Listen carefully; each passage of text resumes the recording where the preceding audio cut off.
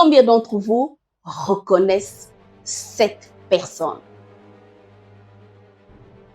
Oui, je sais, tout le monde le connaît. Ce personnage n'est pas simplement un méchant, c'est un véritable farceur, un agent du chaos. Il se moque de tout et de tout le monde. Il a mis des années avant même que les experts en psychologie parviennent à comprendre l'étendue de sa folie. Cette complexité, c'est celle du Joker. Dans The Dark Knight, il incarne un paradoxe, à la fois une menace insaisissable et une énigme psychologique. Qu'est-ce qui rend le Joker si fascinant? Il est tout simplement imprévisible. Personne, et même pas Batman, ne peut anticiper ses mouvements. Un jour, il rit, le lendemain, il tue. Une logique bien tordue, mais qui fait sens dans son propre univers. Il n'y a pas de règles pour lui et pas de limite. C'est là qu'il devient une menace à part entière.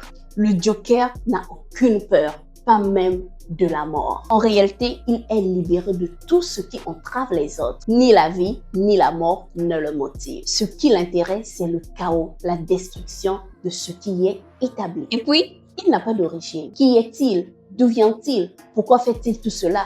Le Joker n'a tout simplement pas d'origine. Il incarne le vide. Il n'a pas d'histoire préétablie, aucun passé. Il se moque de ceux qui cherchent à trouver un sens dans son existence. Il est un tabula rasa, un personnage sans limite ni racine. Pensez-y un instant. Est-ce qu'un individu qui n'a rien à perdre n'est pas le plus dangereux? Dans notre monde où tout le monde suit les règles, les attentes sociales, les conventions, celui qui n'a plus de chaîne est celui qui est le plus libre. Libre d'agir, libre de décider sans rien à prouver ni à sauver. Mais là où le Joker se distingue vraiment, c'est dans son rapport à son ennemi. Qui est son véritable ennemi? Est-ce Batman?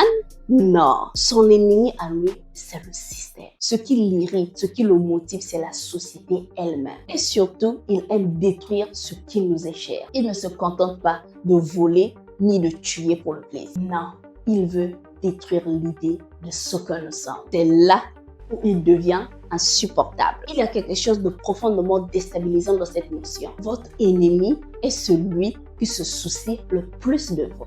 Parce que c'est dans ce combat, dans cette opposition que tout se joue. Il vous pousse à vous remettre en question. Il détruit, mais dans le chaos qu'il évoque, il nous pousse à grandir, à évoluer, à réfléchir à ce que nous voulons vraiment. Voici l'ennemi véritable du Joker.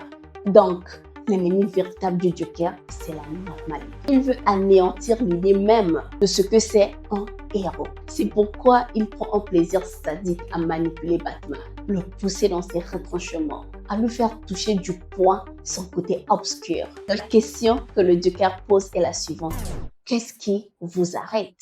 Ensuite vient la mort. La mort, ce concept terrifiant qu'il embrasse sans peur, sans hésitation. On dit que la peur de la mort, c'est la principale raison pour laquelle les gens échouent dans la vie. Cette peur les paralyse. Mais pour le Joker, la mort est juste un détail. Un simple passage, une fin inévitable. La peur, c'est la mort. La peur de l'échec, de l'isolement, de l'inconnu. Tout ce qui nous empêche d'agir, de changer, d'évoluer. Le Joker nous apprend qu'ignorer cette peur peut nous pousser à faire des choses que les autres pensent être impossibles. Il faut être prêt à tout sacrifier pour s'affirmer. Maintenant, et c'est peut-être l'aspect le plus influent du Joker, il ne vient pas dans notre monde.